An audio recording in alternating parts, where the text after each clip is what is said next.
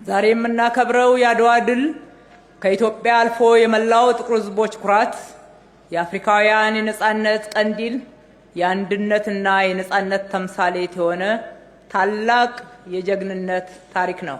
ዛሬም ከአኩሪ ታሪክ ወደ ብሩህ አድማስ በሚል መሪ ቃል ስናከብረው ካለፈው የጀግንነት ታሪክ ተምረን ለነገው የሀገራችን ብልጽግና ቃል በመግባት ነው።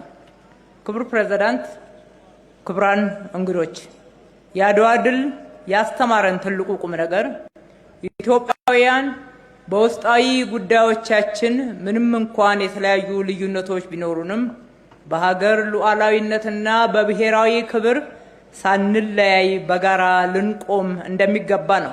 የአድዋ ጀግኖች ልዩነቶቻቸውን እንዲሁም ቅሬታዎቻቸውን ወደ ጎን ትተው በአንድነት ሆነው በደምና ባጥንታቸው ኢትዮጵያን የማትደፈር ሀገር አድርገው አጽንተው አቁመዋታል። በዚህም ክብር አስረክበውናል። ዛሬም እኛ የዚህ ዘመን ትውልድ በተለይም ወጣቱ ይህንን የጀግንነት መንፈስ ተላብሶ ልዩነቱን በሰለጠነ መንገድ በውይይት እየፈታ ለብሔራዊ ጥቅምና ለሀገር ክብር በጋራ ዘብ የመቆም ታሪካዊ ኃላፊነት እንዳለበት ማስተዋል ይገባል። ዛሬ የሚጠበቅብን ከጦር ጀግንነት ባሻገር ወደ ልማት አርበኝነት እየተደረገ ባለው ጉዞ የኢትዮጵያን ብልጽግና ማረጋገጥ ነው። ጀግንነት በጦር ሜዳ ወራሪን ማሸነፍ ብቻ አይደለም። ዛሬም ጀግንነት ማለት ድህነትን፣ ኋላቀርነትና መከፋፈልን በጀግንነት ማሸነፍን ያካትታል።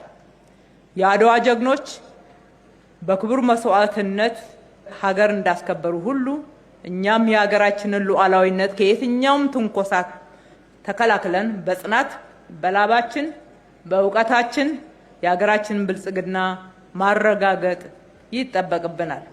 እንደ ታላቁ ህዳሴ ግድብ ያሉ ግዙፍ ፕሮጀክቶች፣ የስንዴ አብዮት፣ ከልመና ከተረጂነት ራሳችንን ወደ መቻል እስከ መላክ፣ የአረንጓዴ አሻራ፣ የመዲናችን አዲስ አበባ እንደ ስሟ ውብ አበባ የማድረግ የትራንስፎርሜሽን ስራዎች እና የተጀመሩ ሌሎች የልማት ስራዎች ጉዞ ሁሉ የአዲሱ ዘመን የአድዋ ድሎቻችን ናቸው። ለቀጣዩ ትውልድም ውርስ ናቸው። አድዋ ትልቅ የአርበኝነት ትምህርት ቤት ነው። ከዚህ ሕያው ትምህርት ቤት ተምረን በራሳችን ጥረት ለዓለም ተሞክሮ የሚሆኑ ተጨባጭ ስራዎችን መስራት እንችላለን። ክቡር ፕሬዝዳንት፣ ክቡራን የበዓሉ ታዳሚዎች፣ ጥሪ የተደረገላችሁ እንግዶች፣ በአንድነት ቆመን የኢትዮጵያን አይቀሬ ብልጽግና እውነት እናደርጋለን ስንል እንዲሁ አየር ላይ የምንናገረው ሳይሆን በርካታ የሚታዩ የሚጨበጡ የለውጥ ፍሬዎችን ይዘን ነው። ኢፍትሐዊነት የተዘጋብንን የባህር በራችንን በማስከፈት የቀድሞ አርበኞቻችንን ታሪክ ከመዘከር ባለፈ እኛም በዘመናችን ታላቅ ድርብርብ ታሪኮችን ሰርተን ለማለፍ በቁጭት እንነሳ። የአድዋ ድል ለዘላለም ሲታወስ ይኖራል። ኢትዮጵያ በጀግኖች ልጆቿ ክቡር መስዋዕትነት ለዘላለም ታፍራና ተከብራ ትኑር። ፈጣሪ ኢትዮጵያና ሕዝቦቿን ይባርክ። መልካም በዓል። አመሰግናለሁ።